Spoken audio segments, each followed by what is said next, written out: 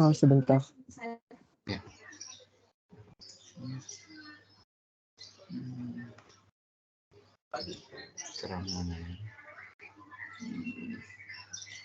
Apakah sudah terlihat, Bapak? Sebentar, mungkin proses. Nah, ini ya sudah mulai, sudah tampil ya. Ini. Mungkin lagi menampilkan video terlebih dahulu ya, bisa jadi ya. Ya. Sudah ada, ya silakan. Ya baik Bapak, ini udah boleh saya mulai ya Pak ya? Ya, silakan dimulai. Oke, selamat Ya. siang, selamat sore Bapak dan teman-teman semua. Ya, Sebelum ya. kita memulai presentasi hari ini, kami akan menampilkan satu video yang akan kita simak bersama-sama.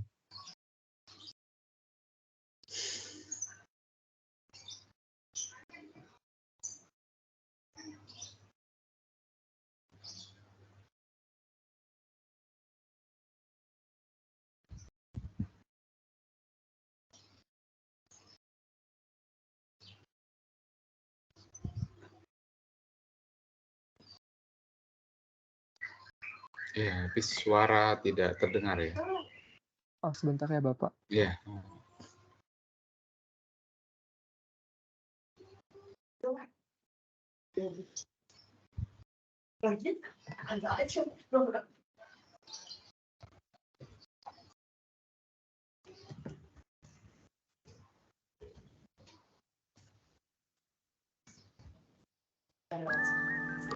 Apakah sudah terdengar? Ya, terdengar sudah. Ya, terdengar. Oke.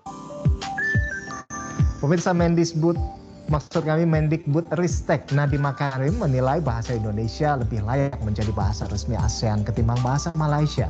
Ini menanggapi usulan Perdana Menteri Malaysia Ismail Sabri Yaakob yang ingin bahasa Melayu jadi bahasa resmi ASEAN. Menurut Nadiem, bahasa Indonesia lebih layak untuk dikedepankan dengan mempertimbangkan keunggulan historis, hukum, dan linguistik. Di tingkat internasional, bahasa Indonesia telah menjadi bahasa terbesar di Asia Tenggara dan persebarannya telah mencakup 47 negara di seluruh dunia. Menurut Nadiem, pembelajaran bahasa Indonesia untuk penutur asing juga telah diselenggarakan oleh 428 lembaga di seluruh dunia. Karena itu menurut Nadiem bahasa Indonesia lebih layak daripada bahasa Melayu untuk menjadi bahasa resmi ASEAN.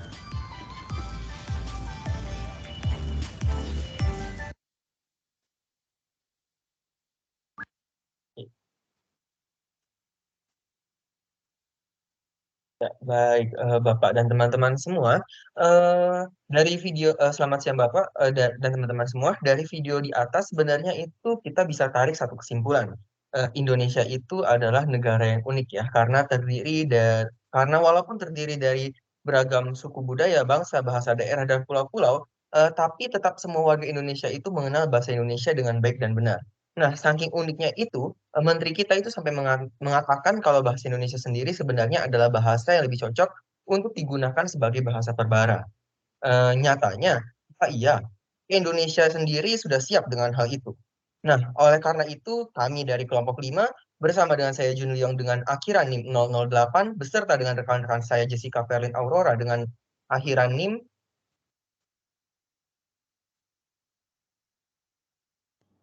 007. Baik, dan Jocelyn Keisha dengan nomor akhiran NIM 009 dan Jonathan Paskalis Tungadi dengan nomor akhiran NIM 010. Dan di sini kita akan membawa teman-teman semua untuk melihat seberapa besar bahasa Indonesia mampu menjadi bahasa ASEAN atau perbara. Kalau misalnya berbicara boleh di next.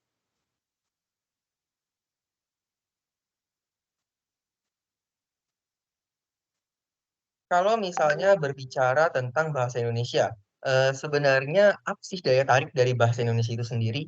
Nah, kalau teman-teman sering memperhatikan, sebenarnya banyak loh wisatawan turis-turis asing yang ingin belajar bahasa Indonesia sendiri. Kenapa? Hal ini karena bahasa Indonesia itu dianggap mudah dan tidak ribet.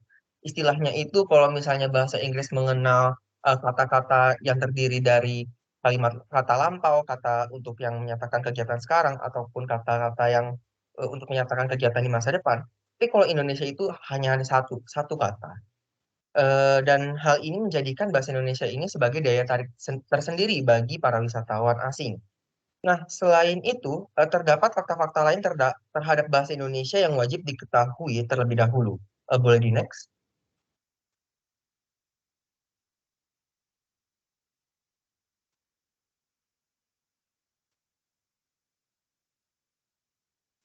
Eh, Mohon maaf, di saya slide-nya belum berubah.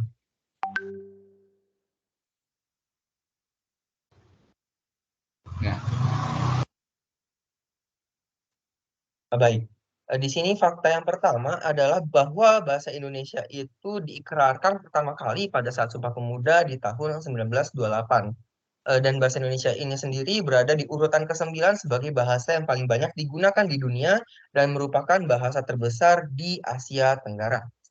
Lalu yang kedua, Vietnam menjadikan bahasa Indonesia sendiri sebagai bahasa resmi kedua sejak tahun 2007 serta wajib dipelajari oleh tentara-tentara dari negara Kamboja. Yang ketiga itu adalah bahasa Indonesia sendiri telah dipelajari di 47 negara, kira-kira itu sekitar 142.484 orang, yang khususnya itu tersebar di kawasan Amerika, Asia Tenggara, dan Pasifik yang tercatat dari 428 lembaga penyelenggara program bahasa Indonesia bagi penutur asing atau kerap disingkat BIPA. Boleh di next?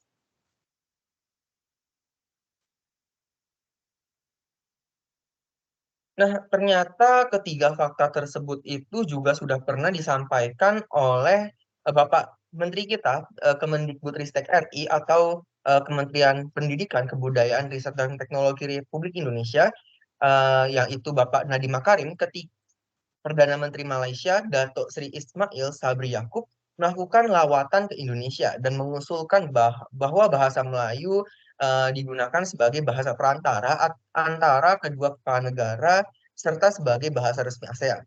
Nah, di kala itu Bapak Nadiem menolak usulan Perdana Menteri Malaysia dan justru mengatakan bahwa dengan semua keunggulan yang dimiliki bahasa Indonesia, terutama tiga faktor tersebut, dan terutama dari aspek historis, hukum, dan linguistik, serta bagaimana bahasa Indonesia telah menjadi bahasa yang diakui secara internasional, sudah selayaknya bahwa bahasa Indonesia duduk di posisi terdepan dan jika memungkinkan menjadi bahasa pengantar untuk pertemuan-pertemuan resmi ASEAN. Nah, kalau misalnya kita dari tadi udah berbicara mengenai ASEAN, ASEAN, ASEAN, sebenarnya apa sih ASEAN itu? Oleh karena itu, mari kita kenal lebih lanjut mengenai ASEAN. Boleh di next?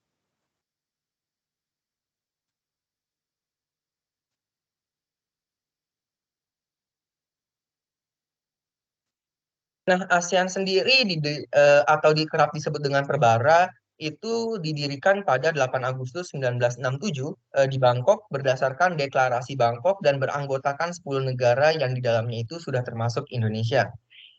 Dan latar belakang dari didirikannya Perbara atau ASEAN ini karena adanya berbagai kepentingan maupun masalah bersama yang dialami oleh kalangan masyarakat Asia Tenggara dan berdasarkan hasrat untuk membentuk suatu landasan yang teguh dalam rangka kerjasama mengingat sifat saling tergantungan antar negara. Maka dibentuklah Perbara atau Perserikatan Bangsa Asia Tenggara.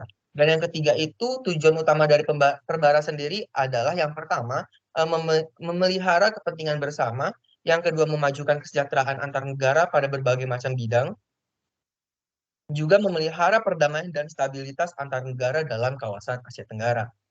Nah, setelah kita mengetahui mengenai sejarah asal-usul dari Perbara atau serba-serbi dari Perbara atau ASEAN ini, rasanya itu kurang kalau misalnya kita tidak mengenal mengenai asal-usul dari bahasa Indonesia sendiri. Jadi boleh di next. Nah, bahasa Indonesia sendiri sebenarnya memang berasal dari bahasa Melayu dengan bentuk yang paling purbanya itu adalah Proto-Melayu Polinesia. Nah, bahasa tersebut berkembang dan menyebar ke Indonesia dimulai pada abad ke-7 ketika orang Melayu mulai berdagang dengan negara-negara lain di kawasan Asia Tenggara. Nah, bahasa Melayu menjadi bahasa perdagangan yang digunakan di seluruh wilayah ini dan tercatat dalam prasasti Kedukan Bukit dari Kerajaan Sriwijaya di tahun 683 Masehi. Bahasa Melayu kuno ini berkembang pada berbagai tempat di Indonesia, bahkan hingga awal kedatangan Islam, tepatnya pada abad ke-13. Boleh di next. Baik, selanjutnya adalah pada masa penjajahan Belanda sendiri, bahasa Melayu juga digunakan sebagai bahasa perdagangan dan dijadikan sebagai pengantar di sekolah-sekolah yang dikelola oleh Belanda. Dalam periode tersebut, bahasa Melayu juga banyak diubah oleh para kaum pribumi dengan meminjam kata-kata dari bahasa lain. Dengan adanya pengaruh dari bahasa Belanda dan bahasa-bahasa lainnya pada masa kolonial, membuat Indonesia memodifikasi bahasa Melayu menjadi lebih sederhana hingga terbentuklah bahasa Indonesia merupakan bahasa persatuan negara kita. Nah, setelah mengenal mengenai sejarah ASEAN, sejarah bahasa Indonesia, lantas sebenarnya apakah benar bahasa Indonesia itu cocok menjadi bahasa perbara? Oleh karena itu, akan dibahas oleh rekan-rekan saya selanjutnya.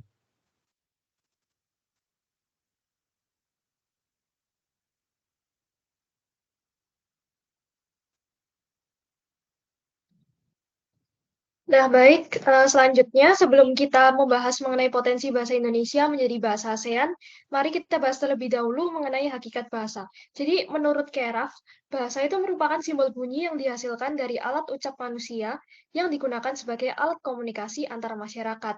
Manusia sendiri itu merupakan makhluk sosial yang perlu berinteraksi dengan manusia lainnya. Maka dari itu, bahasa menjadi sarana bagi manusia agar dapat menjalin hubungan dan relasi dengan sesama manusia lainnya.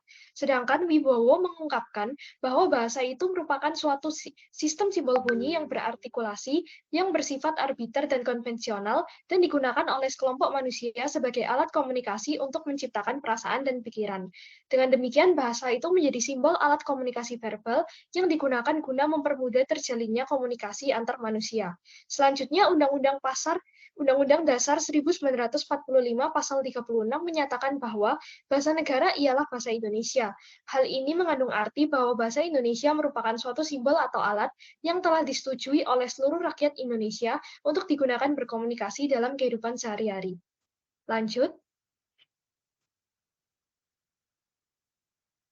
Nah, selanjutnya saya akan membahas mengenai fungsi bahasa menurut Jacobson. Jadi secara umum bahasa itu berfungsi sebagai alat berkomunikasi antar sesama manusia. Tetapi secara khusus Jacobson itu membagi fungsi bahasa menjadi 6 bagian. Yang pertama yaitu fungsi ekspresif atau emotif. Jadi bahasa dapat digunakan sebagai alat untuk menyampaikan ekspresi, emosi, dan perasaan manusia kepada manusia lainnya. Fungsi ini tuh berkaitan erat dengan suasana batin penutur dan dapat berupa perasaan sedih, bahagia, kecewa, marah, dan lain sebagainya. Yang kedua adalah fungsi referensial. Jadi bahasa dapat digunakan sebagai sarana bagi penutur untuk menyampaikan suatu permasalahan dalam konteks tertentu. Yang ketiga yaitu fungsi estetik atau puitik. Jadi bahasa dapat menjadi sarana untuk menyampaikan pesan tertentu secara indah melalui ritme, diksi, ataupun intonasi yang digunakan dalam suatu karya sastra seperti puisi, pantun, lagu, dan sebagainya. Yang keempat yaitu fungsi patik. Jadi bahasa digunakan untuk saling menyapa dan menjalin hubungan yang akrab dengan sesama manusia.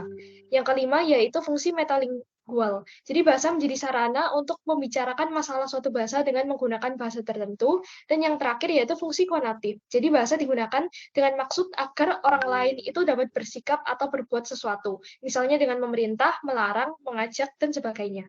Lanjut.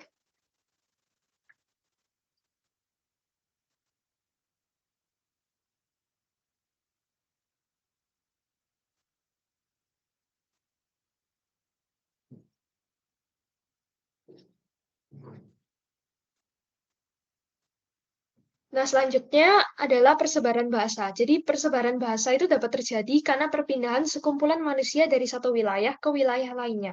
Melalui perpindahan tersebut, unsur bahasa dan budaya yang mereka miliki juga ikut berpindah dan tersebar.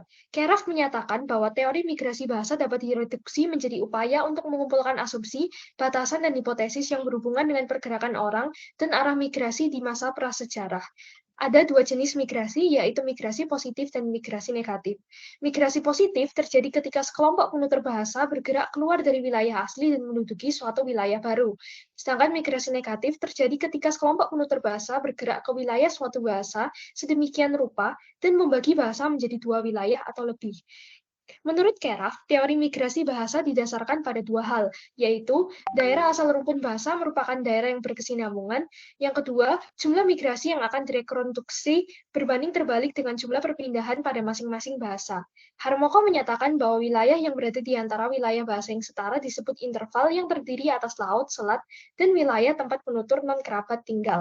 Daerah interval ini dapat dinyatakan sebagai daerah penyebaran bahasa yang dilalui oleh masyarakat pendatang yang bermigrasi. Lanjut.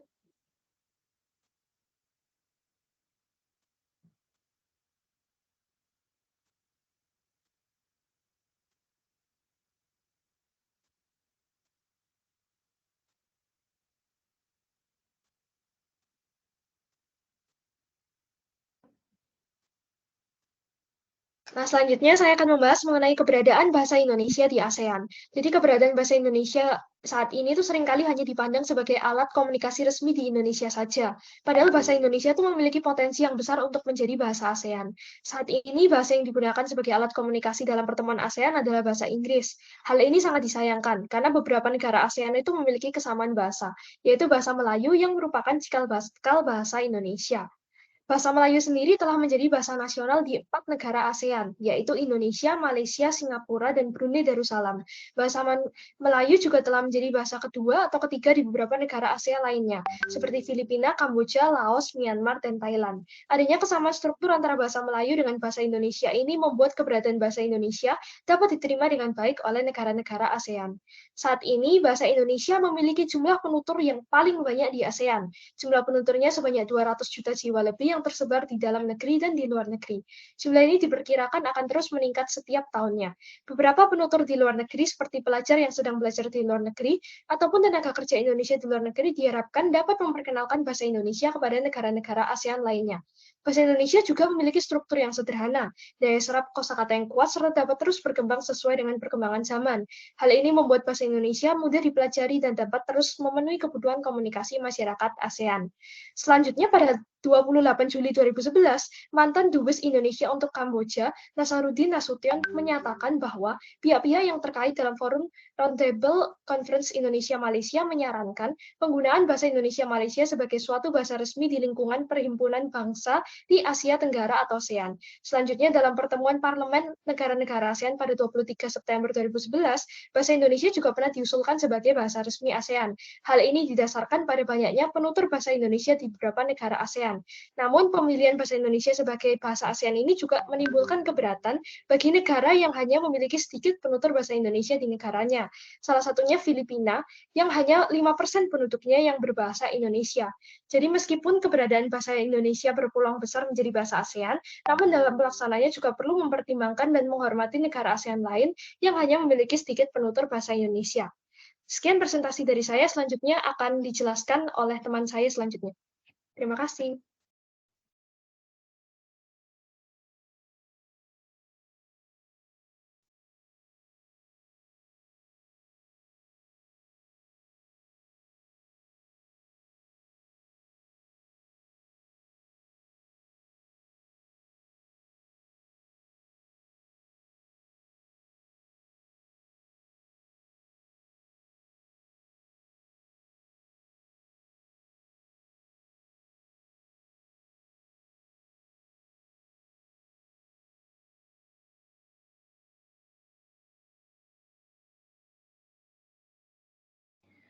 Oke, baik.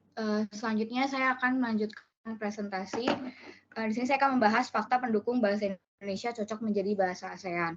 Nah, sama seperti yang sudah disinggung oleh rekan saya sebelumnya, Jun Leong, pada pembahasan sebelumnya, kalau Menteri Nadiem Makarim itu mengaku terus berupaya agar bahasa Indonesia menjadi bahasa resmi ASEAN. Ia juga memaparkan beberapa alasan mengenai kenapa bahasa Indonesia itu mampu dinilai menjadi bahasa resmi ASEAN. Nah, selain dengan alasan-alasan tersebut, di sini saya akan memaparkan beberapa fakta yang mendukung agar bahasa Indonesia itu dijadikan sebagai bahasa ASEAN. Yang pertama, bahasa Indonesia dipelajari lebih dari 45 negara di dunia. Terdapat setidaknya 45 negara yang ada mengajarkan bahasa Indonesia, seperti Australia, Amerika, Kanada, Vietnam, dan banyak negara lainnya. Untuk kepentingan diplomasi dan menambah pengetahuan orang asing tentang bahasa Indonesia, modul-modul bahasa Indonesia di internet juga perlu diadakan. Selain itu, keberadaan pusat keberadaan pusat kebudayaan Indonesia di sejumlah negara juga sangat membantu dan penting. Lalu yang kedua, Wikipedia Bahasa Indonesia itu menduduki peringkat ke-26 di dunia dan terbesar ketiga di Asia. Wikipedia Indonesia menduduki peringkat ke-26 dari 250 Wikipedia berbahasa asing di dunia, bahkan telah menjadi ensiklopedia elektronik terbesar ketiga di Asia setelah Wikipedia berbahasa Jepang dan Mandarin. Meski mengalami perkembangan yang cukup pesat, ensiklopedia bebas ini beberapa kali bermasalah dalam hal informasi yang dituliskan oleh kontributor.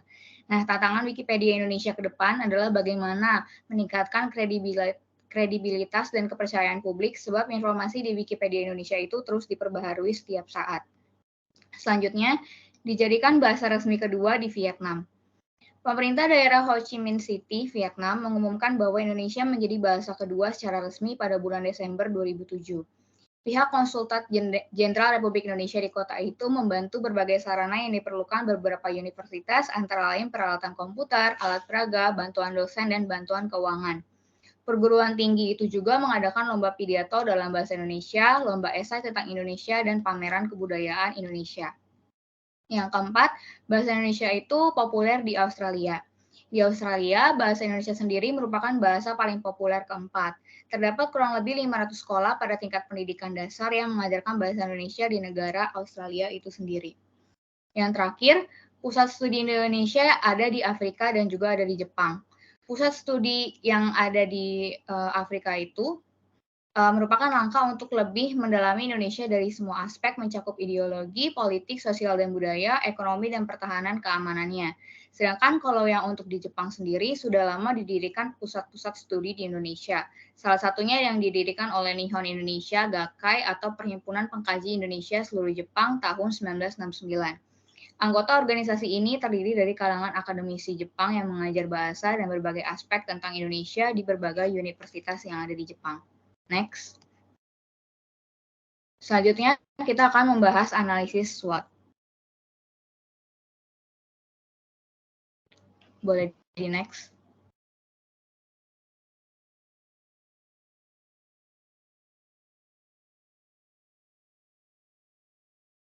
Yang pertama ada dari kekuatan atau strength. Yang pertama, bahasa Indonesia merupakan bahasa yang mudah untuk dipelajari.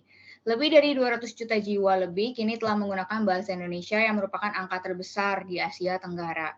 Selain itu, bahasa Indonesia sangat mudah untuk dikuasai, tidak mengenal kala, konjungsi, maupun jenis kelamin kata benda.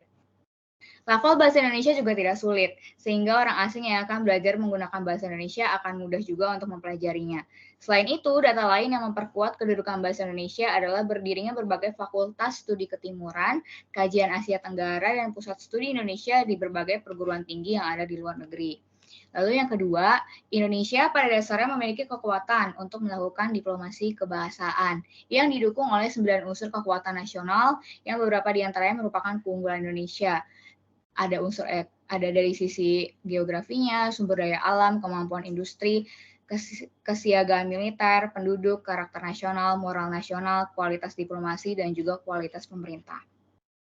Nah, dari ke-9 unsur tersebut dapat ditarik kesimpulan bahwa dalam rangka menjalankan diplomasi kebahasaan secara efektif, pada dasarnya Indonesia itu sudah ditunjang oleh 9 unsur kekuatan nasional yang sudah dimiliki dan turut menentukan ketentuan kekuatan diplomasi Indonesia. Nah, berdasarkan kekuatan yang dimiliki itu, maka Indonesia dapat memaksimalkan potensinya dalam rangka menyukseskan tujuan yang ingin dicapai. Selanjutnya, ada kelemahannya atau weakness. Yang pertama itu gengsi menggunakan bahasa Indonesia. Beberapa kemungkinan mengapa orang lebih memilih menggunakan bahasa asing digabungkan dengan bahasa Indonesia secara ceroboh dan berlebihan baik dalam pertemuan diskusi, seminar, atau ruang-ruang akademis. Hal tersebut dapat terjadi karena yang pertama persoalan gengsi, yang kedua malas, yang ketiga penyakit Inggris atau kebarat-baratan. Lalu yang kedua, penggunaan bahasa Inggris membudaya dalam kehidupan sehari-hari. Akibat zaman globalisasi dan budaya konsumtif yang tinggi di kalangan masyarakat Indonesia, ditambah banyaknya informasi, secara sadar atau nggak sadar, mau dan tidak mau, bahasa Inggris itu berani masuk ke dalam sistem-sistem sosial di kalangan masyarakat. Misalnya aja dalam bidang pendidikan, banyak banget sekolah-sekolah yang bukunya itu sudah menggunakan buku bahasa Inggris. Begitu juga dalam dunia teknologi, kosakata asing tak kuasa untuk dibendung.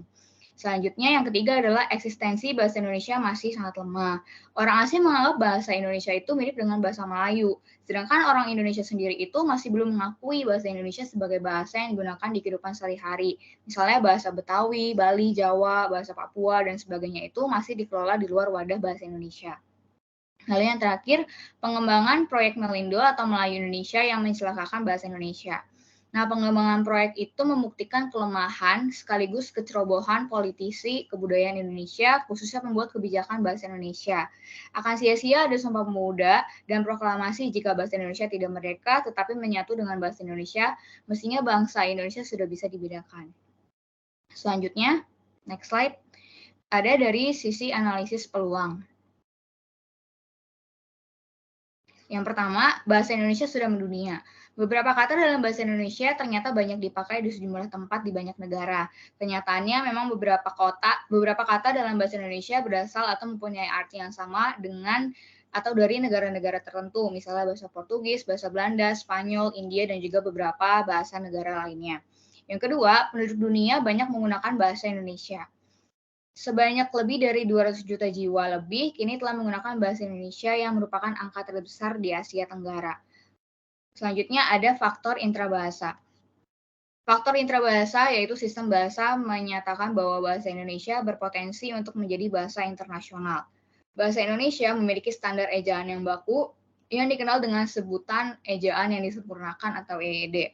Merujuk pada hal tersebut, dapat disimpulkan bahwa bahasa Indonesia memiliki aturan tata tulis yang baku dan telah diakui secara internasional. Selanjutnya, adanya Kamus Besar Bahasa Indonesia yang berisi ribuan kosakata dapat juga digunakan untuk menjelaskan pengetahuan dan terus mengalami perubahan seiring dengan adanya penyerapan bahasa daerah dan juga bahasa asing yang juga turut berpotensi menjadikan bahasa Indonesia menjadi bahasa internasional. Lalu ada dari sisi ancaman. Yang pertama, memudarnya bahasa Indonesia. Orisinalitas bahasa Indonesia sendiri akan memudar dengan diangkatnya bahasa Indonesia sebagai bahasa internasional. Bukan tidak mungkin jika kosakata bahasa Indonesia akan dicampur adukan dengan berbagai bahasa-bahasa lain. Nah, hal ini dikhawatirkan kosakata-kosakata yang kurang baik justru malah lebih populer dibandingkan dengan bahasa Indonesia itu sendiri. Dan yang lebih membahayakan, kosakata baru yang kurang baik ini justru lebih disukai oleh para pemuda Indonesia. Yang kedua, menurunkan jiwa nasionalisme. Bahasa Indonesia merupakan bahasa persatuan yang menyatukan seluruh warga Indonesia dari Sabang sampai Merauke. Dengan diangkatnya bahasa Indonesia sebagai bahasa internasional, dikhawatirkan akan menurunkan jiwa nasionalisme karena bahasa Indonesia merupakan simbol kebanggaan masyarakat Indonesia. Lalu yang ketiga, penguasaan bahasa Indonesia.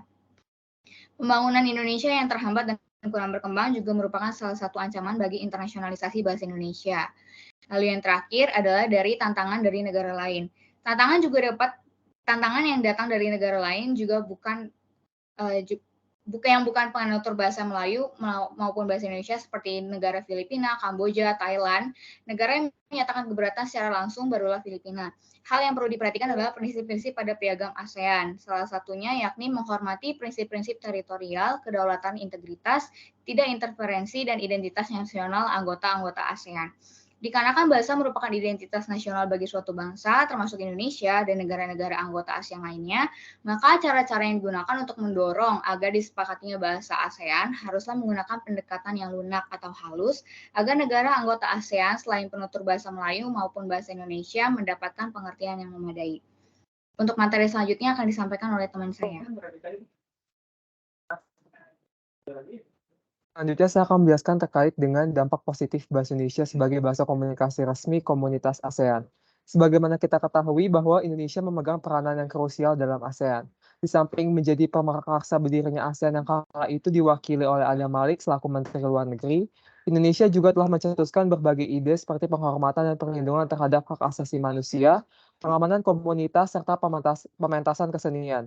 Secara khusus dalam bidang ekonomi, Indonesia sangat mendukung adanya pembentukan suatu integrasi yang dikenal dengan singkatan AEC atau Asian Economic Community. AEC melahirkan kerjasama ekonomi antar negara satu regional berupa pasar bebas dengan harapan saling memperkuat perdagangan, meningkatkan pertumbuhan diiringi dengan pembangunan yang merata, mendatangkan kemakmuran juga menstimulus persaingan global secara lebih kompetitif. Nah, kerjasama ekonomi ini mampu mencakup berupa pertukaran barang dan jasa, pengiriman pasokan tenaga kerja, penanaman modal asing, dan lain sebagainya. Bukti empiris telah menunjukkan bahwa ekspor Indonesia di kawasan ASEAN mencapai 23,2% dari keseluruhan ekspor negara di jelang akhir tahun 2021. Indonesia sendiri merupakan salah satu produsen ASEAN komoditas terbesar yaitu mineral batu bara, minyak kelapa sawit, hasil pertanian, dan juga tembakau. Tidak hanya itu, Indonesia menjadi negara dengan aliran modal masuk penanaman modal asing terbesar kedua setelah Singapura. Nah, momentum emas ini tentunya harus dimanfaatkan sebaik mungkin oleh seluruh warga negara untuk mempopulerkan dan juga menanamkan bahasa Indonesia kepada negara-negara ASEAN. Karenanya bahasa Indonesia memiliki prospek berkembang. Nah, berikut adalah keuntungan atau dampak positif bahasa Indonesia sebagai bahasa ASEAN. Yang pertama adalah sebagai instrumen mempromosikan NKRI. Setiap bahasa merupakan simbol jati diri bagi penuturnya. Begitu pula dengan bahasa Indonesia menjadi jati diri bangsa Indonesia. Selain itu, bangsa Indonesia juga memiliki jati diri sebagai identitas yang khas sekaligus menunjukkan keberadaan bangsa Indonesia di kancah internasional. Selain mendapatkan pengakuan mengenai keberadaannya di dunia, bahasa Indonesia dapat dijadikan sebagai instrumen promosi kebudayaan lokal, di mana nantinya mampu menarik wisatawan asing, masyarakat luar negeri maupun investor yang ingin menggali lebih dalam mengenai Indonesia dan seisinya. Kasus serupa dialami oleh negara Inggris, Perancis, Spanyol, Jerman, Cina, Jepang, dan juga Korea Selatan yang mana bahasa mereka lazim digunakan dan dipelajari oleh negara-negara lainnya. Bahkan beberapa bahasa di antaranya telah ditetapkan menjadi bahasa resmi di sejumlah negara.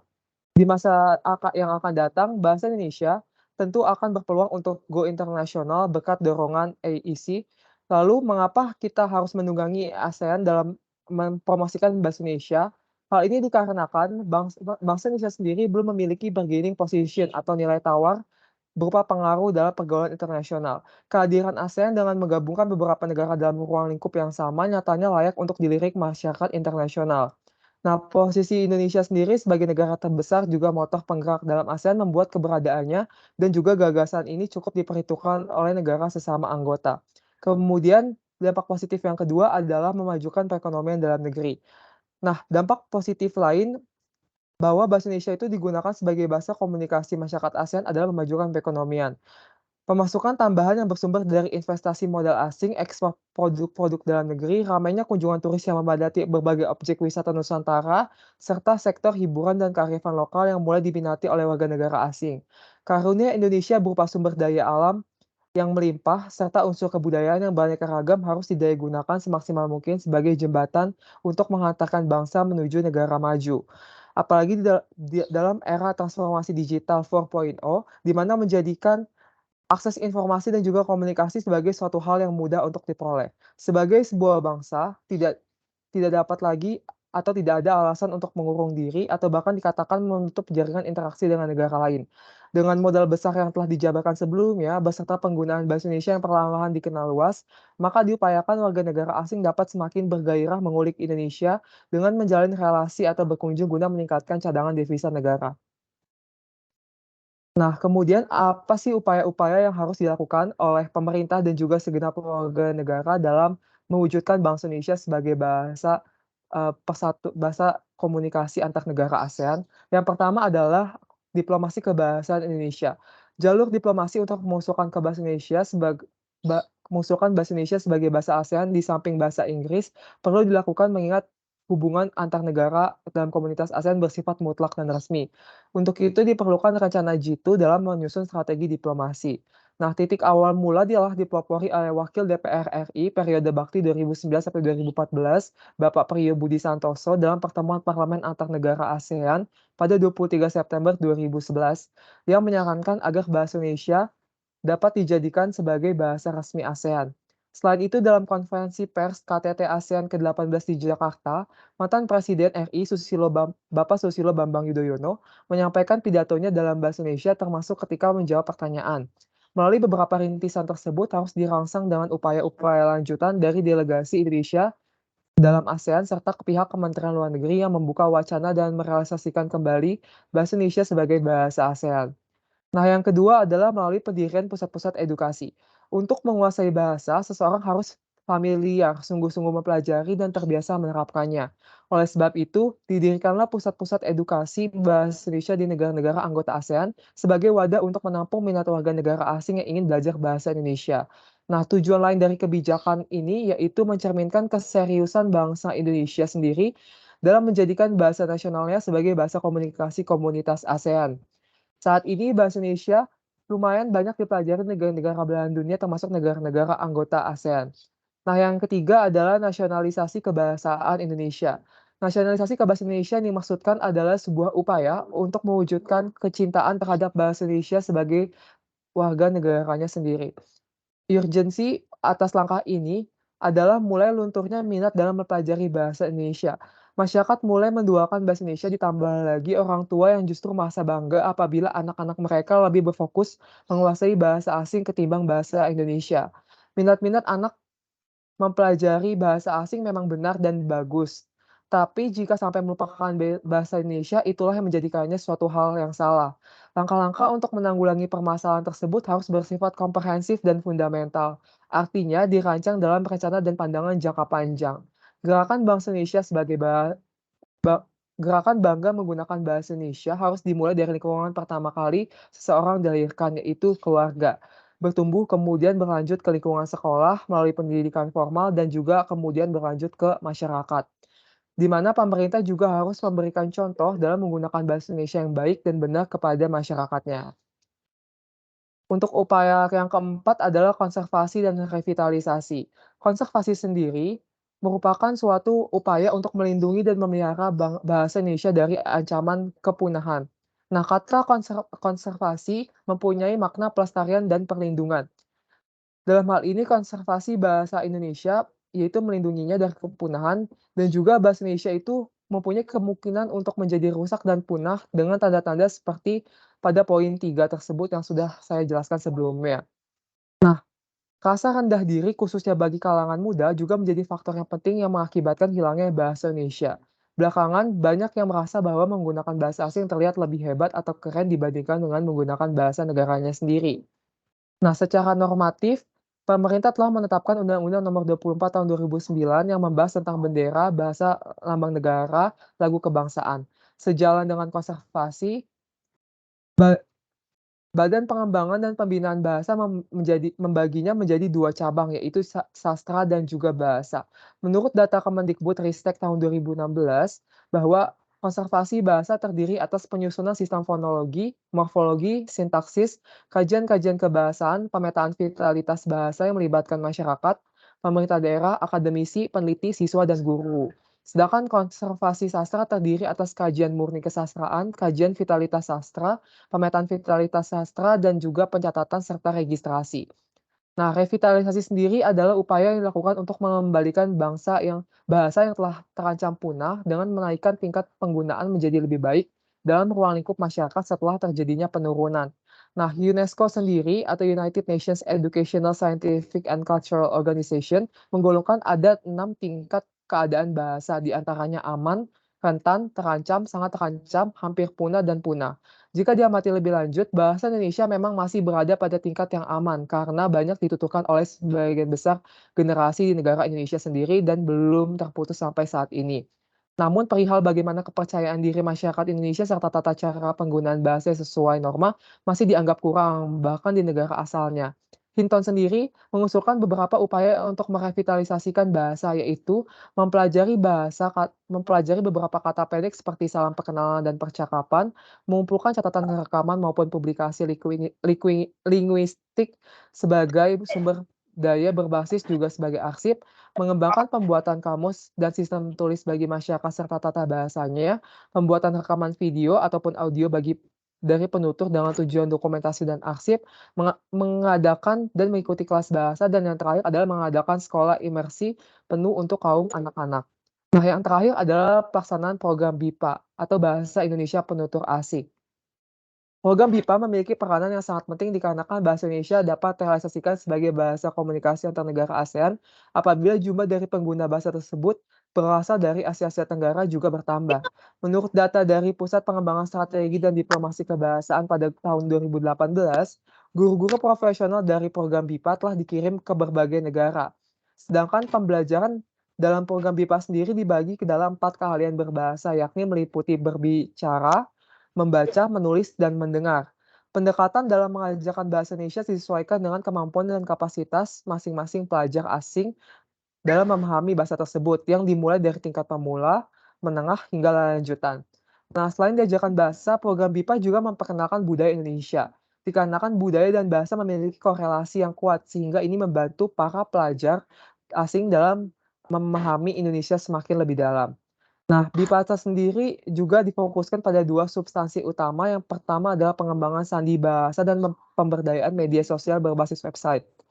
Kegiatan bagi substansi pengembangan sandi bahasa dapat berupa kodifikasi norma untuk tata bahasa, kosakata, tata ejaan, serta norma lain yang memenuhi syarat untuk dituntut oleh berbagai wacana.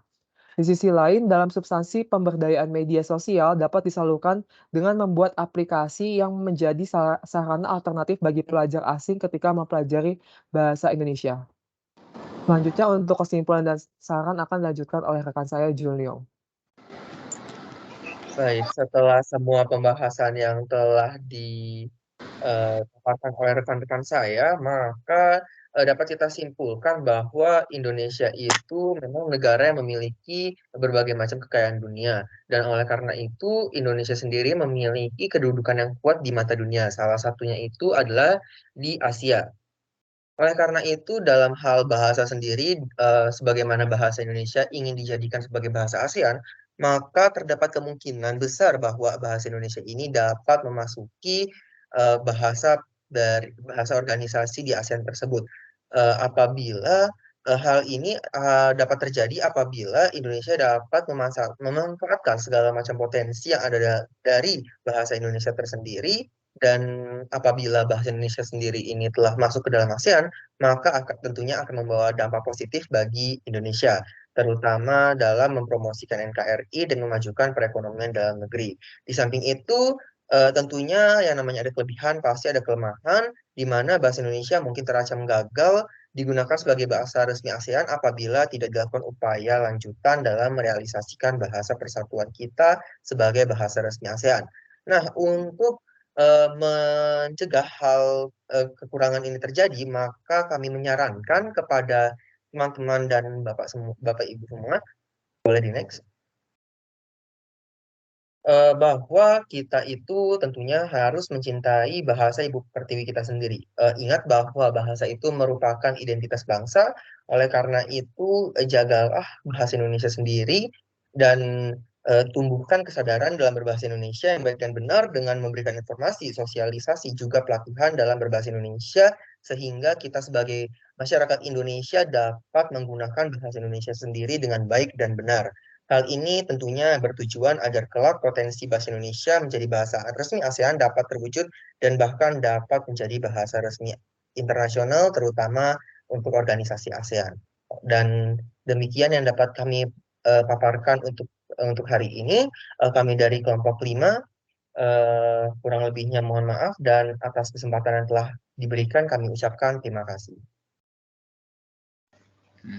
Ya, baik, terima kasih kembali ya untuk kelompok 5 ya, yang sudah memaparkan tentang potensi ya bahasa Indonesia menjadi bahasa perbara atau perhimpunan bangsa Asia Tenggara ya. Oh ya, tapi sebelum saya lanjutkan komentar ini untuk PowerPoint kelompok 10 ya yang sudah tampil. Ini sementara ini tidak bisa saya buka ya untuk PPT-nya ya. Nanti gini aja, yang tidak bisa saya buka itu nanti dikirim via surel ya, surat elektronik atau pos L saya nanti ya. Nah, nanti saya berikan alamat surel ya. Kemudian untuk kelompok 6 ini baru menyerahkan PPT. Jadi ada 2 memang masuk, tetapi kedua-duanya PowerPoint ya, belum ada makalah ya. Untuk kelompok 6 gitu ya. Jadi hanya itu sih ya. Yang lainnya saya lihat sudah semua ya. Ini yang sudah tampil yang saya bacakan ya. Artinya sudah menyerahkan baik PowerPoint maupun PPT ya. Jadi untuk kelompok 6 itu nanti diunggah makalah ya. Jadi ada 2 tapi baru itu dua-duanya PPT. Nanti diunggah makalah. Kemudian untuk kelompok 10 itu nanti dikirim ulang PPT Anda ya. Ya, PPT Anda kelompok 10 ini nanti saya berikan alamat surel saya ya. Karena tidak bisa saya buka ya. Mudah-mudahan melalui surel ini bisa ya. Nah, ini saya berikan alamat surat saya. Jadi nanti bisa untuk kelompok yang tadi ya sebutkan kelompok 10 untuk mengirimkan PowerPoint-nya. Nah, ya ini kelompok yang tampil hari ini. Bapak, mohon maaf. Ya. Untuk Ya, kelompok bagaimana? 6 makalahnya juga sudah ada, Pak. Sudah ada ya.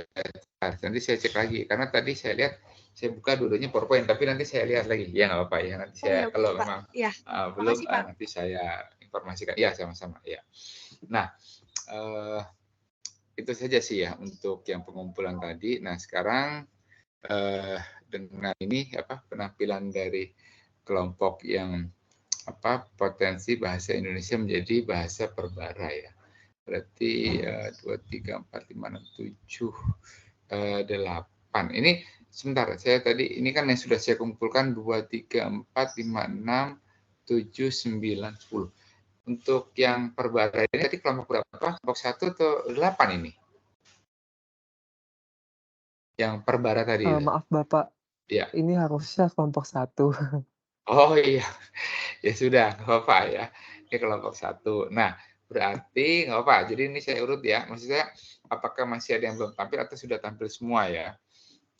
Di sini kan yang sudah saya punya dokumen ya dari tim itu saya ambil ya dan itu saya baca ulang ya.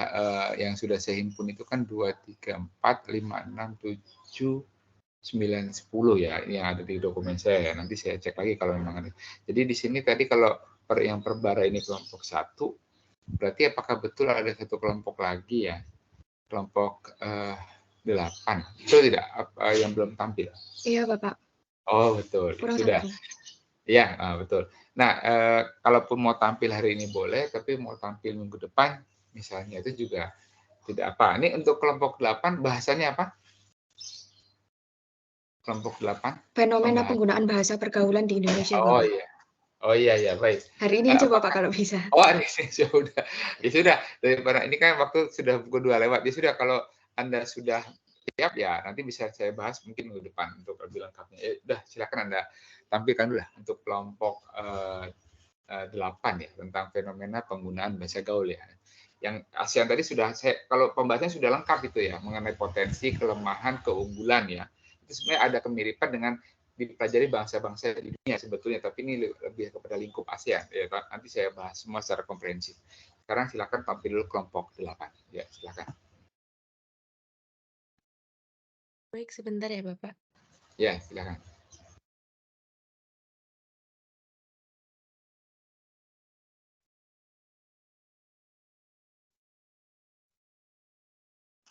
Sebelumnya, apakah suara saya terdengar? Suara terdengar. Ya, suara sudah terdengar.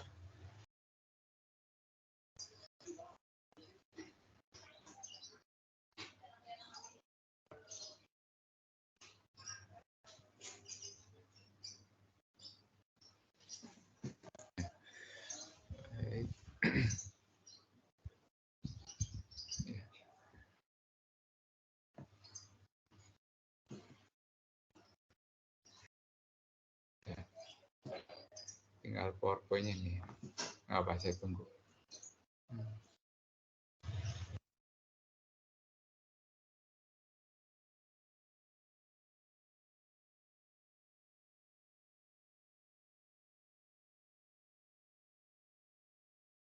Mohon ditunggu sebentar ya, teman-teman.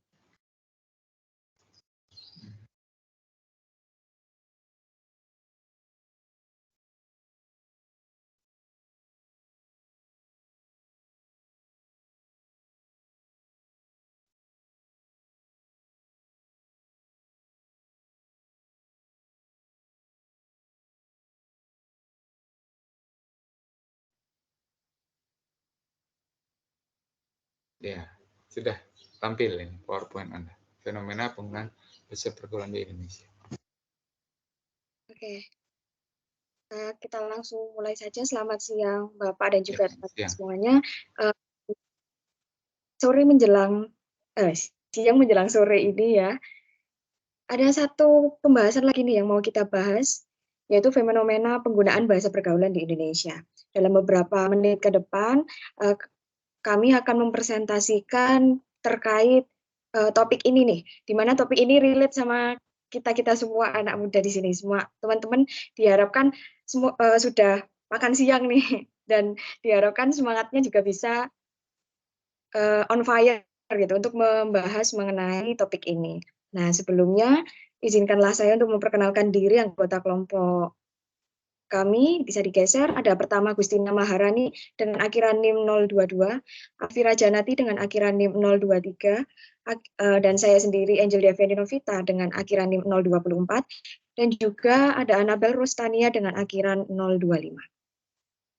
Nah, seperti yang sudah saya bahas di awal, boleh di next.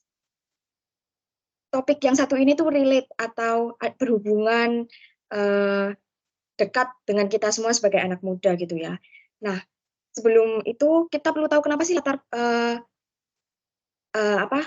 latar belakang di balik mengapa kita perlu membahas ini gitu ya. Di sini kita semua dikenal sebagai yang namanya remaja, dicap sebagai yang namanya remaja. Nah, remaja ini adalah salah satu fase kehidupan di mana di saat remaja ini memiliki banyak pengalaman sebagai bentuk eksplorasi mereka. Nah, mengutip pendapat dari Piaget dalam bukunya Psikologi Perkembangan, Elizabeth B. Hurlock pada tahun 1991 menyatakan bahwa secara psikologis remaja adalah masa usia di mana individu berintegrasi dengan masyarakat dewasa, usia di mana anak tidak lagi merasa di bawah tingkat orang yang lebih tua, melainkan berada dalam tingkatan yang sama sekurang-kurangnya dalam masalah hak. Seiring berkembangnya psikis remaja seperti kita ini, di mana tengah berada dalam proses pencarian jati diri, maka ada beberapa tahapan perkembangan kemampuan berbahasa.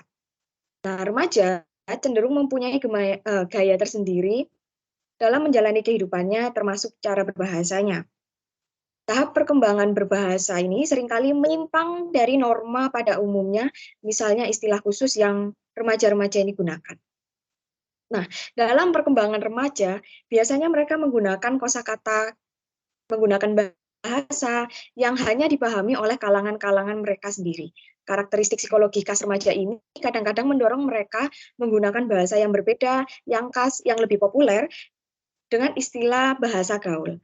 Nah, anehnya nih, kalangan remaja ini justru merasa sangat akrab dan lebih aman jika berkomunikasi dengan sesama remaja menggunakan bahasa gaul tersebut. Nah, kira-kira kenapa sih? Menurut Asrori gitu ya, hal ini itu disebabkan karena keinginan dari remaja untuk menjadi berbeda dari kelompok-kelompok yang lainnya. Pencarian-pencarian identitas ini tidak lain agar mereka merasa eksis dalam perkumpulan-perkumpulan di antara usia-usia mereka, dan juga untuk meningkatkan kepercayaan dirian. Dan informasi tambahan nih, beberapa remaja itu membentuk bahasa pergaulan karena mungkin ada beberapa pembahasan yang dianggap tabu oleh kelompok usia tua, sehingga remaja-remaja ini cenderung untuk membentuk bahasanya sendiri yang hanya diketahui oleh kalangan-kalangan kita. Ya, seperti itu.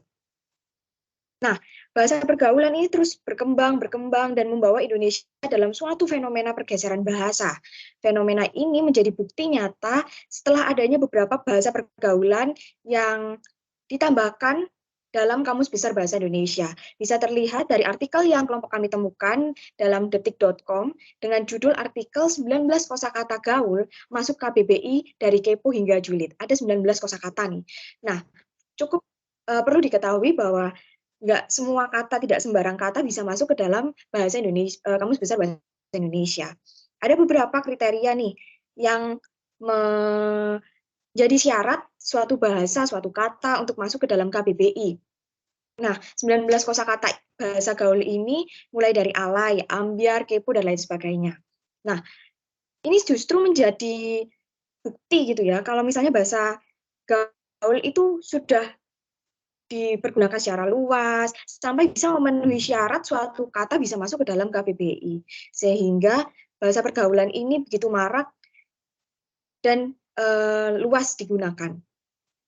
Dalam penggunaannya, bahasa gaul disepakati sebagai alat komunikasi dan interaksi antar remaja. Ada berbagai bentuk bahasa pergaulan nih yang terjadi di dalam masyarakat, dan bahasa pergaulan ini tidak terjadi begitu saja, melainkan ada pola-pola pembentukannya.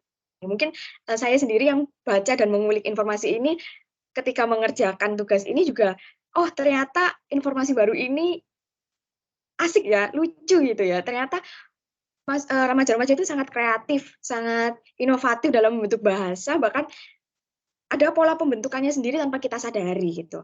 Nah, nggak hanya itu, nggak hanya pola pembentukannya, ternyata ada sumber-sumber juga nih, berbagai bahasa yang diambil oleh anak muda sampai membentuk suatu bahasa baru, suatu kesatuan kata yang baru gitu. Nah, sumber-sumber ini akan kita pelajari bersama-sama di presentasi kali ini. Namun, menurut Enterprise nih, menjelaskan bahwa negara Indonesia adalah negara yang merupakan salah satu pengguna Instagram terbesar dengan jumlah pengguna Instagram sekitar 17,6 juta orang. Nah, media sosial ini menjadi sarana bahasa pergaulan untuk berkembang.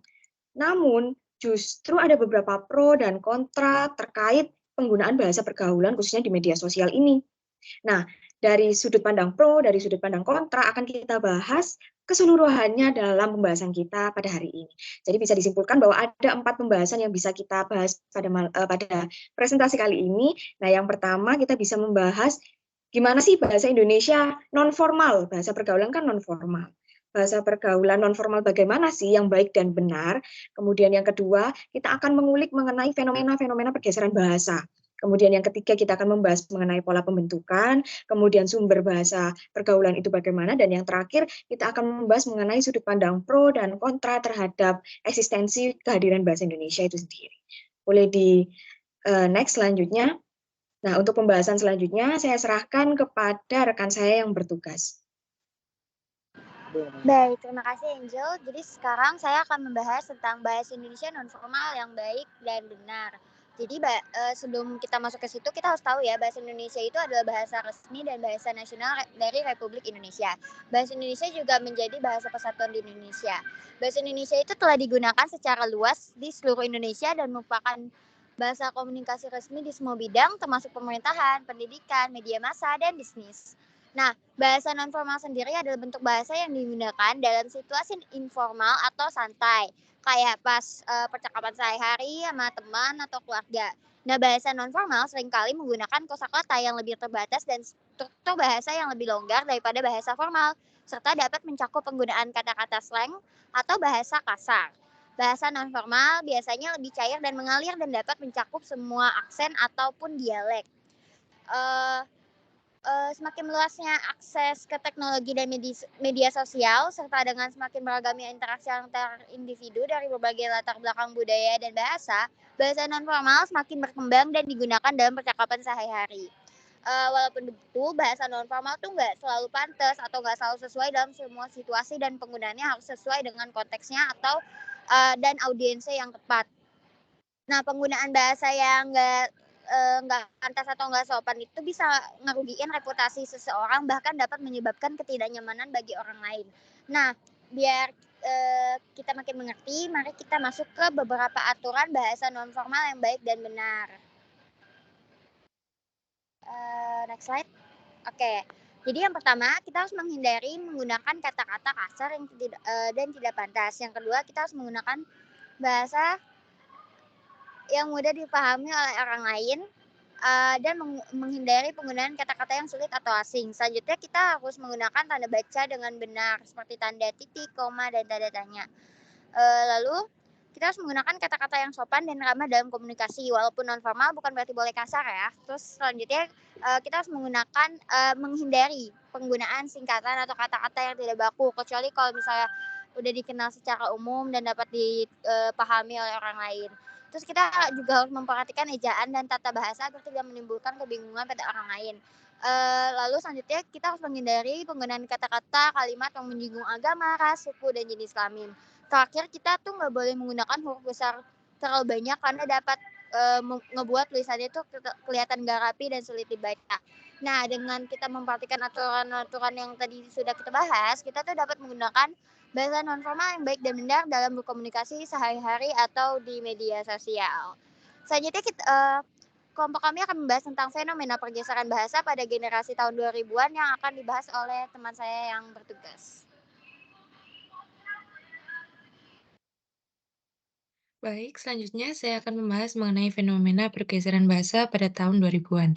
Nah, pengaruh bahasa gaul pada bahasa Indonesia semakin terlihat seiring berjalannya waktu, terlebih lagi pada tahun 2000-an ini. Fenomena terjadinya perubahan bahasa Indonesia menjadi bahasa gaul terjadi secara alami hasil dari interaksi masyarakat Indonesia. Nah, bahasa gaul itu juga bisa disebut dengan bahasa program. Bahasa prokem adalah variasi bahasa Indonesia tidak baku yang sering digunakan di Jakarta pada tahun 1970-an yang kemudian digantikan oleh ragam yang disebut sebagai bahasa gaul. Seiring dengan perkembangan zaman saat ini, serta adanya kecanggihan teknologi, penggunaan bahasa gaul oleh remaja atau yang disebut dengan kaum milenial juga berkembang dan mengalami perubahan terus-menerus. Perkembangan bahasa gaul dapat disebabkan oleh beberapa faktor. Di antaranya ada 6 poin di sini. Yang pertama, bahasa gaul timbul dan umumnya digunakan oleh kalangan remaja dan bahasa gaul masih asing bagi remaja selain penggunanya. Selanjutnya, bahasa gaul adalah bahasa sandi yang digunakan oleh suatu instansi atau organisasi tertentu. Selanjutnya, bahasa gaul memiliki keunikan sendiri karena berbeda dengan bahasa sehari-hari yang pada umumnya kita gunakan. Selanjutnya, bahasa gaul ini memiliki karakteristik khusus bagi kalangan remaja selain penggunanya. Selanjutnya, kosakata dalam bahasa gaul hampir sama dengan bahasa yang sudah kita kenal dan sering digunakan oleh kalangan remaja pada umumnya. Dan selain itu, penggunaan bahasa gaul ini digunakan oleh para kalangan remaja agar kebanyakan ini ingin terlihat modern dan tidak kudet. Selain itu juga ingin terlihat kekinian, santai, dan tidak terlalu kaku. Selanjutnya, hingga pada akhirnya, penggunaan bahasa gaul ini sudah terjadi secara lumrah dalam kehidupan kita sehari-hari. Terlebih lagi, bahasa gaul sering dijumpai dalam lingkungan sekitar kita. Umumnya, para remaja yang menyerap percakapan orang-orang dewasa di sekeliling, baik teman sebaya maupun keluarga yang berada di sekitar kita. Bahasa gaul juga dapat ditemukan di mana saja. Dan munculnya bahasa gaul ini ditandai dengan semakin banyaknya situs internet dan jejaring sosial yang berpengaruh signifikan terhadap perkembangan bahasa gaul. Salah satu faktor yang mempengaruhi adanya penggunaan bahasa gaul ini adalah media elektronik dan media cetak. Dalam media elektronik, istilah bahasa gaul ini sering kali kita jumpai pada film-film, iklan televisi, lirik lagu, novel remaja, dan masih banyak lagi. Selain itu, dalam media cetak sendiri, bahasa gaul ini sering kita temui pada majalah, surat kabar, maupun koran. Selain itu, bahasa gaul juga dapat kita temui pada karya sastra seperti cerpen maupun novel. Hal ini pula yang menunjukkan bahasa gaul ini tumbuh di tengah eksistensi bahasa Indonesia dan tidak dapat kita hindari. Seperti yang saya sebutkan sebelumnya, karena generasi muda ini atau para remaja ini ingin terlihat lebih sering dan lebih senang dalam menggunakan bahasa gaul karena ingin terlihat tidak formal, ingin terlihat keren, kekinian, santai, dan tidak terlalu kaku. Selanjutnya akan dilanjutkan oleh rekan saya.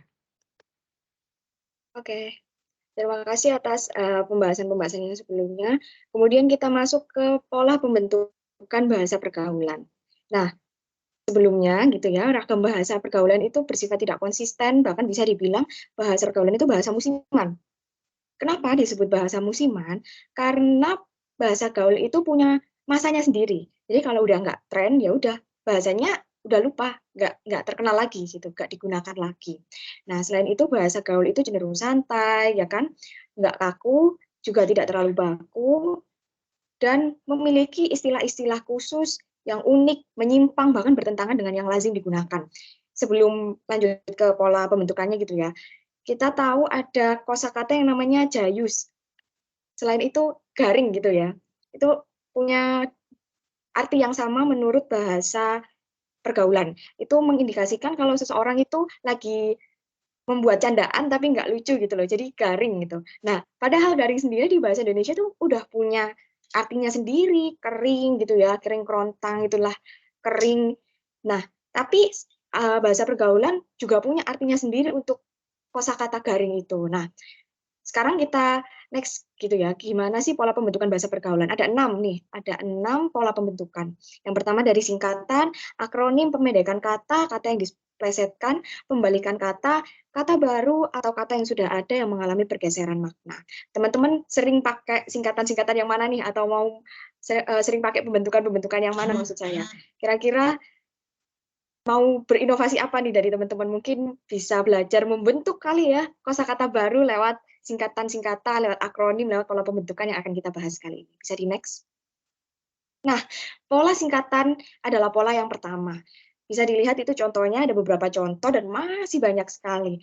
Nah, ada yang pertama, kita bahas sedikit aja gitu ya, DM, direct message, yang artinya meminta mengirim pesan langsung. Ada LOL, loving out loud dan lain sebagainya gitu. OTW yang paling sering kita dengar kalau kita tanya sama teman, kamu sampai di mana? OTW, OTW, OTW, padahal kita masih OTW mandi gitu ya, belum OTW di jalan gitu, masih OTW mandi gitu ya. Nah, pola pembentukan bahasa gaul ini bisa dilihat kalau diambil singkatan dari satu huruf per katanya gitu. Jadi kalau DM, direct message ya D dan M. Kalau on the way ya O, T dan W gitu ya. Nah, kecuali nih ada di situ ditampilkan apa enggak ya? Kecuali satu kata nih, thanks gitu. Thanks itu punya singkatan TX. Nah, padahal thanks itu seperti yang kita tahu tulisannya THANKS itu ya. Hanya terdiri dari satu kosakata. Cuman singkatan yang sering digunakan itu TX gitu. Nah, ini ada beberapa penyimpangan gitulah. Namun dikelompokkan menjadi pola berdasarkan singkatan. Boleh di next?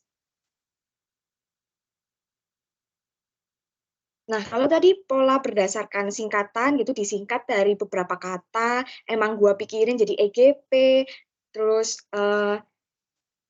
si Yusun jadi SYS dan lain sebagainya. Nah, sekarang kita belajar mengenai pemendekan kata. Pemendekan kata ini bisa dilihat contohnya misalnya sebentar. Ya, misalnya alay gitu ya, anak layangan. Nah, itu singkatan dari dua kata gitu ya. Nah, kemudian juga ada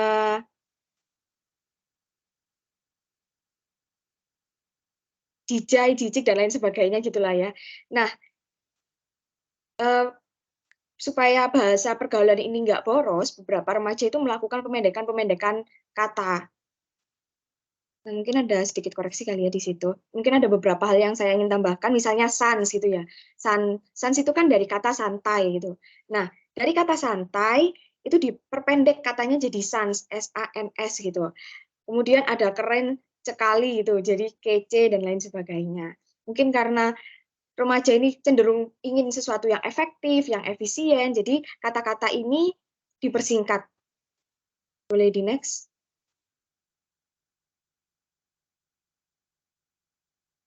Nah, setelah pemendekan kata, kita menuju ke pola pembentukan yang ketiga, yaitu akronim. Nah, proses akronim itu hampir sama dengan penyingkatan, yakni adanya gabungan huruf atau suku kata atau bagian lain yang ditulis dan dilafalkan sebagai kata yang wajar atau mengikuti kaidah fonotatik bahasa Indonesia. Kaidah fonotatik, mungkin kita baru dengar gitu ya, kaidah fonotatik itu apa. Nah, kaidah fonotatik itu merupakan suatu kaidah yang mengatur penjajaran atau penderetan fonem dalam suatu morfem. Nah, fonem itu apa sih? Nah, fonem adalah bunyi terkecil yang dapat membedakan arti. Misalnya jahat dan jahit. Nah, keduanya memiliki bunyi yang berbeda. Dan huruf itu adalah lambang dari fonem itu sendiri. Jadi fonem itu bukan hurufnya gitu, tapi pengucapannya, bunyinya. Jadi i dibaca i gitu. Dan lambang dari fonem itu ya huruf itu sendiri, yaitu huruf i. Nah, kalau misalnya morfem itu merupakan unit terkecil dari sebuah kata yang memiliki makna.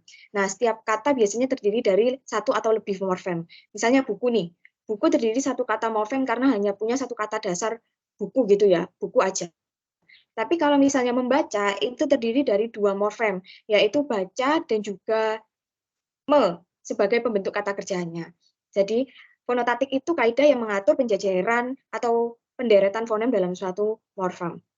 Nah, ada beberapa contoh akronim-akronim yang dipakai oleh remaja gitu ya. Yang pertama adalah mager, malas gerak gitu ya. Seseorang yang tidak banyak beraktivitas, caper dan lain sebagainya. Kita bisa tahu kalau dulu orang zaman dulu nggak mungkin tahu apa itu mager, apa itu caper, apa itu japri gitu ya. Nah, ini ada karena sering diucapkan, sering dibentuk oleh remaja-remaja di zaman sekarang. Nah, di sisi lain nih, pola akronim pada bahasa gaul itu tidak mengikuti kaidah bahasa Indonesia. Contohnya misalnya kata kuper dan caper gitu ya. Kuper itu artinya kurang pergaulan, terus caper itu cari perhatian. Jadi diambil dari dua kosakata di setiap kata-katanya gitu ya, di setiap katanya. Jadi kuper kurang pergaulan diambil dari ku kosakata pertama, terus per diambil dari kosakata pertama. Namun ada yang beda gitu ya. Misalnya malas gerak tadi mager. Mager itu kan kalau dipisah gitu ya, ma terus las terus ge terus ra gitu ya. Seharusnya kan singkatannya kalau dari kosakata per kosakata ya mage gitu kan. Cuman mungkin ya remaja ini terlalu inovatif gitu ya dan disesuaikan dengan kemudahan mereka dalam melafalkan gitu sehingga didapatlah suatu kata yang namanya mager gitu. Jadi menyimpang dari kaidah penyingkatan menurut pedoman umum bahasa Indonesia. Boleh next? Selain akronim, yang berikutnya kita belajar mengenai pola pembentukan kata dari kata yang diplesetkan. Aduh, kayaknya ketuker nih tadi sama yang tadi.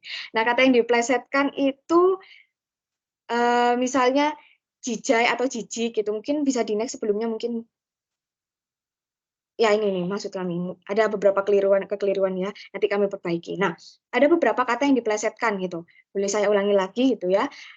Di materi ini itu adalah di slide yang kalian lihat itu adalah contoh pola pembentukan dari kata yang diplesetkan. Jadi misalnya santai itu jadi santuy.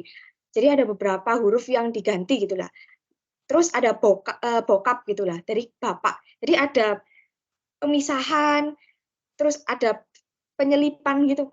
Kan bokap dari bapak gitu ya. Bapak jadi B-nya dipisah, terus PAK-nya dibalik jadi cup gitu. Terus ada diselipin kata O sama diselipin huruf O. Jadi jadilah bokap gitu dan lain sebagainya. Kata-kata ini tuh diplesetkan oleh remaja-remaja dengan mengubah fonem bagian tertentu, menambah fonem seperti yang tadi saya bilang, mengubah suku kata tertentu, misalnya santuy jadi santai jadi santuy gitu ya. Terus mehong itu artinya mahal dan lain sebagainya. Bisa juga mengubah sebagian besar kata, gitu, hampir semuanya diganti, misalnya gemas jadi gemai, gitu ya. Kemudian dan mendekatkan dengan bunyi, jadi macam-macam gitulah. Proses kata-kata yang diplesetkan itu macam-macam. Dan ada juga kata yang diplesetkan manaku tahu gitu. Nah, manaku tahu itu kita pernah dengar bahasa alay bahasa pergaulannya itu meneketehe gitu ya. Jadi suku ya, huruf vokal maksud saya. Huruf vokalnya itu diganti dengan huruf E. Jadi memelesetkan huruf vokalnya dengan huruf E gitu dan lain sebagainya. Mungkin bisa di next. Itu tadi pola pembentukan berdasarkan pemendekan kata. Nah, saya ulangi lagi gitu ya. Yang tadi berupa pemendekan kata. Nah, berupa pemendekan kata itu chance, cantik, terus bro, brother, sis itu. Jadi katanya disingkat-singkat itu. Kemudian next. Pembalikan kata. Kalau berdasarkan pola pembentukan ini kalian bisa lihat langsung gitu ya. Pembalikan kata ini identik dengan salah satu daerah di Indonesia namanya daerah Malang ya kan. Rani ini yang salah satu pembicara kita orang Malang juga, jadi dia juga pasti sering gitu ya kalau ngetik gitu pasti menggunakan kata yang dibalik-balik. Jadi yuk jadi kuy, kemudian bisa jadi sapi dan lain sebagainya. Kata-kata ini dibalik bervariasi bentuknya, ada juga Wallace jadi slow dan lain sebagainya. Kemudian bisa di next. Nah, pola pembentukan yang terakhir bisa di next.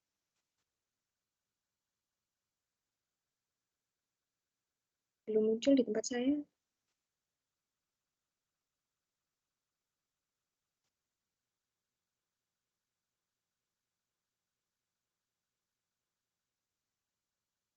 Ya, oke. Pola pembentukan yang terakhir adalah kata yang memiliki pergeseran makna. Contohnya seperti garing tadi, yang seharusnya kering gitu ya artinya, cuman dalam bahasa pergaulan memiliki arti yang tidak lucu. Kemudian rempong, itu arti dari asal kata ribet. Kemudian receh nih, receh yang kita kenal dari asalnya itu uang pecahan logam gitu ya, recehan. Cuman di bahasa pergaulan itu receh artinya nggak lucu, candaan yang ya tidak ada selera humor yang baik gitu ya, nggak bisa bercanda, orang nggak bisa membentuk candaan. Nah itu namanya receh. Kemudian ada iri dan dengki gitu. Kita sering nih biasanya perempuan-perempuan itu bahasa pergaulannya julid gitu. Julid ini kita nggak tahu dari bahasa mana, cuman bahasa julid ini diartikan sebagai iri dan dengki yang jauh berbeda gitu ya, mengalami pergeseran makna yang sangat berbeda. Kemudian bisa di next. Nah, tadi pola pembentukannya. Nah, sekarang sumber-sumber dari bahasa pergaulan. Bahasa pergaulan itu nggak berdiri sendiri tiba-tiba ada gitu ya. Remaja-remaja itu pasti membutuhkan inspirasi-inspirasi dari bahasa yang sudah ada, kemudian dari pola pembentukan yang udah mereka buat, mereka bentuk nih suatu kata gitu. Nah, dari kajian analisis data pustaka-pustaka yang kami baca, ada beberapa sumber yang diambil oleh remaja. Yang pertama bahasa daerah. Bahasa daerah itu PW. Padahal dalam bahasa pergaulan ini diambil dari bahasa Jawa yang artinya posisi yang wenak gitu ya. Wenak sendiri kan bahasa Jawa gitu. Kemudian edun dari arti bahasa Jawa edan gitu. Kemudian ambyar itu juga ternyata dari bahasa Jawa. Garing itu dari bahasa Sunda ternyata. Nah, kemudian selain dari bahasa daerah, kemudian dari bahasa Indonesia ada mantul, ada baper, bahasa-bahasa Indonesia ya seperti bahasa sehari-hari gitulah ya, cuman ada pola pembentukan yang tadi. Kemudian yang ketiga ada bahasa asing. Contohnya kepo, itu dari singkatan knowing every particular object. Kemudian ada no lab, itu no life. Kudet itu kurang update.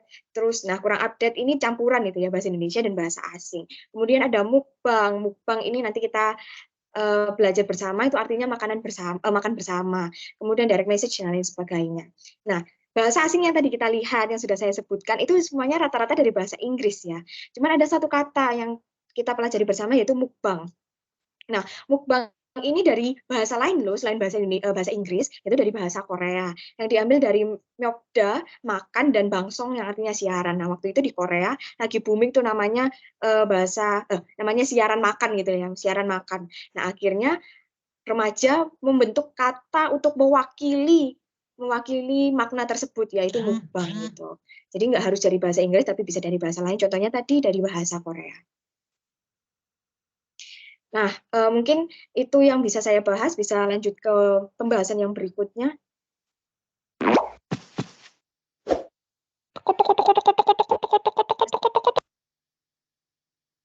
Ya, boleh dimatikan.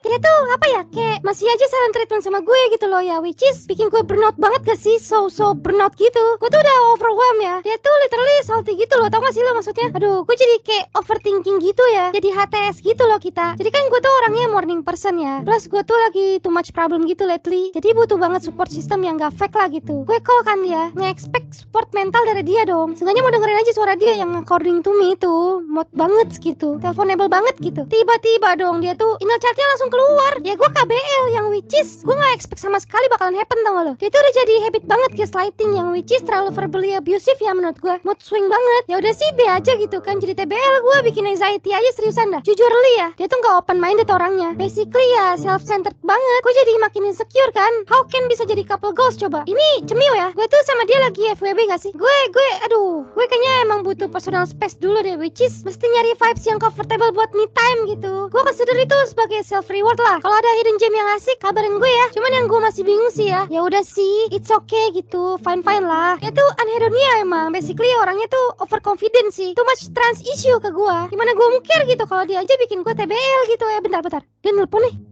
Halo Beb. Beb, kita break dulu. Hah?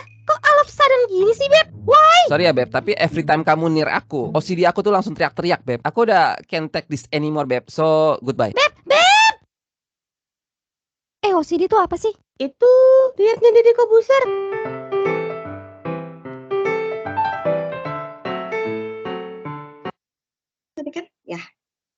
Oke. Nah, tadi kita udah lihat contohnya gitu ya, salah satu contohnya gitu. Ini dari akun lucu gitu ya. Saya yang dengar sendiri ini capek ini ngomong apa, apalagi Pak Dadi mungkin ya, yang udah akrab mengajar bahasa Indonesia, ini orang-orang ngomong apa sih, which is literally gitu ya. Ada lagi gabungan-gabungan jujurly apalah, jujur ya udah bilang jujur ya jujur aja, kenapa harus jujurly dan lain sebagainya. Nah, itu contoh-contoh yang relate nih, mungkin teman-teman kita yang sering menggunakan gitu ya, jujurly, which is inner child, aduh sulit gitu ya, saya sendiri yang capek, yang denger capek gitu ya. Nah, itu salah satu contoh yang dekat dengan kehidupan kita sehari-hari. Boleh di next pembahasan berikutnya? Baik, selanjutnya saya akan mencoba menjelaskan pro dan kontra penggunaan bahasa pergaulan itu sendiri. Seperti pada era globalisasi saat ini, penggunaan bahasa Indonesia banyak dipengaruhi oleh budaya luar, sehingga banyak memunculkan istilah-istilah baru atau bahasa gaul di kalangan remaja. Hal itu sesuai dengan sifat para remaja dan generasi muda yang identik dengan kebebasan berekspresi, sehingga merasa lebih nyaman menggunakan bahasa gaul yang bersifat santai dalam berkomunikasi. Bahasa gaul itu sendiri tidak hanya digunakan pada saat sosialisasi saja, namun juga dalam melalui pesan ataupun texting. Nah, fenomena penggunaan bahasa gaul inilah yang menuai pro dan kontra di kalangan masyarakat. Adapun masyarakat yang pro dengan hal ini berpendapat bahwa, yang pertama, penggunaan bahasa gaul dinilai sebagai bentuk perkembangan kemampuan kognitif para remaja di bidang kebahasaan. Mengapa? Karena berkaitan dengan kreativitas para remaja untuk menggabungkan kombinasi bahasa yang bervariasi, menurut Budiasa, Savitri, dan Dewi tahun 2021. Yang kedua, karena adanya alasan bahasa gaul ini bersifat fleksibel, tidak sedikit dari kita lebih sering menggunakannya untuk mempermudah aktivitas bersosialisasi dan mempererat hubungan pertemanan. Yang ketiga, dalam beberapa kasus pun, penggunaan bahasa gaul ini memberikan dampak positif terhadap pembelajaran. Mengapa? Karena pelajar menganggap lebih memahami materi pembelajaran dengan pengungkapan bahasa gaul dibandingkan dengan bahasa baku. Yang keempat, dengan adanya penggunaan bahasa gaul ini, jika dilihat dari konteks hiburan, dapat mencairkan suasana saat percakapan ataupun diskusi tertentu yang sedang berada dalam puncak ketegangan yang berpotensi untuk menimbulkan konflik. Dan terkadang penggunaan bahasa gaul pun dimanfaatkan untuk melakukan sindiran melalui muatan unsur sarkasme. Bisa di next slide.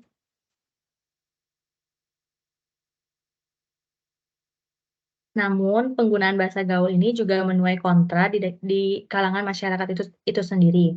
Karena bahasa gaul bersifat fleksibel yang melibatkan gabungan unsur kebahasaan lainnya, sehingga dapat menurunkan eksistensi bahasa Indonesia yang cenderung formal. Banyak juga ditemui para remaja dan generasi milenial yang terlalu nyaman menggunakan bahasa gaul sehingga melupakan bahasa Indonesia, menurut Zakia, Sari, dan Harja tahun 2021.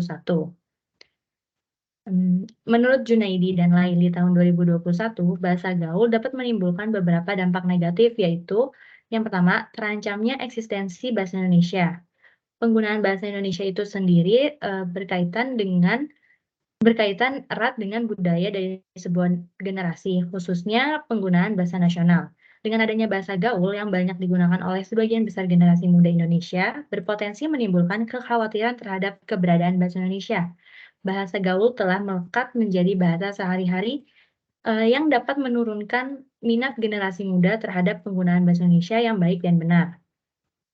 Akibatnya apa? Akibatnya hal itu dapat menggerus penggunaan bahasa Indonesia yang nantinya mungkin akan tergantikan oleh adanya bahasa gaul ini. Yang kedua, menurunkan derajat bahasa Indonesia. Dalam kasus tertentu pun, banyak penggunaan kosakata bahasa Indonesia yang diplesetkan menjadi bahasa gaul sehingga dapat menurunkan derajat bahasa Indonesia itu sendiri.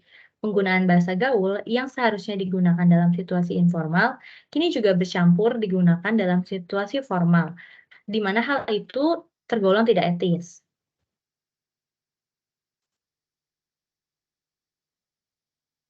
Nah, yang ketiga, mengganggu pemahaman bahasa bagi orang lain. Bahasa gaul terdiri dari kosakata yang sulit dipahami oleh beberapa kalangan karena terbentuk dari singkatan-singkatan yang melenceng atau cenderung rumit sehingga dapat mengganggu para pembaca dan pendengar karena butuh waktu untuk mencerna dan memahaminya. Dan yang terakhir, karena alasan-alasan yang sudah saya sebutkan tadi, menyulitkan penggunaan bahasa Indonesia. Dengan kata lain, banyak masyarakat, khususnya generasi muda, yang kesulitan mempelajari dan menggunakan bahasa Indonesia yang baik dan benar dalam kondisi formal karena terbiasa menggunakan bahasa gaul itu sendiri. Hal ini tentu sangat mengkhawatirkan, terutama dalam lingkungan pendidikan karena dapat menyulitkan penggunaan bahasa Indonesia. Nah, meskipun bahasa pergaulan ini menuai pro dan kontra, kelompok kami mengharapkan masyarakat, khususnya remaja, tetap mencintai dan melestarikan bahasa Indonesia dengan menggunakan bahasa Indonesia yang baik dan benar untuk terus mempertahankan eksistensinya. Pesan dari kelompok kami mungkin penggunaan bahasa pergaulan tetap diperbolehkan dan tidak ada salahnya apabila tetap memperhatikan kaidah berbahasa yang baik dan disesuaikan dengan situasi dan kondisi. Sekian dari penyampaian materi saya kembalikan kepada Angel. Oke, yang terakhir nih teman-teman, kita akan menyimpulkan keseluruhan dari pembahasan kita kali ini. Nah, dari apa yang sudah dipaparkan, kita tahu bahwa generasi muda itu lebih sering dan lebih senang dalam menggunakan bahasa pergaulan daripada penggunaan bahasa kesayangan mereka, bahasa ibu mereka gitu ya, bahasa Indonesia. Nah, kenapa? Karena mereka ingin terlihat modern, karena mereka ingin lebih percaya diri, karena mereka merasa ingin lebih eksis dengan menggunakan bahasa-bahasa pergaulan. Nah, bahasa pergaulan ini ternyata tidak terbentuk dengan sendirinya. Bahasa pergaulan ini dibentuk oleh remaja melalui pembentukan-pembentukan yang sudah kita kenal kita kenal tadi, ada 6 pola pembentukan. Nah, bahasa pergaulan itu ternyata memiliki referensi sumber bahasa yang mereka gunakan untuk membentuk suatu kata itu. Nah, bisa kita tahu ada sumber bahasa Indonesia, bahasa asing, bahasa daerah, maupun kombinasi dari bahasa Indonesia dan bahasa asing yang lain. Nah, bahasa gaul ini membawa kepada suatu fenomena pergeseran bahasa yang patut kita waspadai karena bisa mengganggu eksistensi bahasa Indonesia.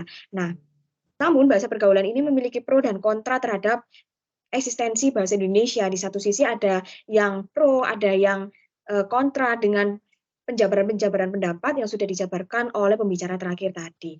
Nah, maka dari itu pesan kami semua yaitu ketika bertutur kata, ketika menggunakan sosial media, kita perlu memperhatikan aturan berbahasa Indonesia yang baik dan benar, sekalipun itu bahasa non formal, sekalipun itu penggunaan dengan sesama teman. Next slide, karena ada satu pepatah gitu ya, yang mengatakan bahwa mulutmu itu harimaumu, bahkan sekarang itu jarimu itu harimaumu. Jadi berhati-hatilah buat teman-teman yang mau menggunakan nih bahasa pergaulan supaya kiranya bisa diseleksi lagi nih, kira-kira kata-kata apa sih yang pantas, yang setidaknya bisa tetap menjaga eksistensi bahasa Indonesia. Nah, sekian dari kelompok kami. Apabila ada kesalahan kata dan perbuatan, apabila mengambil waktu terlalu banyak, kami mohon maaf. Terima kasih dan sampai jumpa di pembahasan-pembahasan yang seru lainnya. Selamat sore. Ya, selamat sore ya. Ini seru dan mungkin tidak jumpa lagi karena Anda sudah selesai dan lulus mata kuliah bahasa Indonesia. Tapi bagus ya yang disampaikan mengenai bahasa gaul ini ya. Anda menyampaikan secara menyeluruh. Sebelumnya juga kelompok yang sebelumnya juga sama itu menyampaikan. Ini kelompok-kelompok yang tampilnya menyampaikan secara komprehensif kalau saya berpendapat. Nah, hanya mungkin nanti gini, untuk saya menanggapi terutama pada isi ya, tapi kalau saya baca untuk makalah pembuatan PowerPoint itu sudah kalau menurut saya itu bagus sekali, artinya apa ya, sudah standar, bahkan di atas standar ya, cara Anda membuat itu sudah bagus lah, baik itu makalah maupun PowerPoint. Jadi saya lebih kepada isi ya. Nah, sekarang ini mungkin saya tidak menanggapi dulu ya, karena ini sudah pukul 14.50 dan Anda sudah belajar dari pagi. Nah, jadi saya ingin tanya aja nih, untuk yang diinikan oleh ketua kelas ya, jadi langsung aja kita bahas. Nah, sekarang tanggal 27 Mei, minggu depan itu tanggal 3 Juni. Nah, kebetulan kan itu memang hari libur, mulai Kamis, Jumat, Sabtu. Nah, apakah perkuliahan tanggal 3 itu tetap terselenggara atau libur? Jadi saya nanti kalau bisa ketua kelas berbicara, jadi supaya jelas apakah nanti kita bertemu lagi tanggal 10.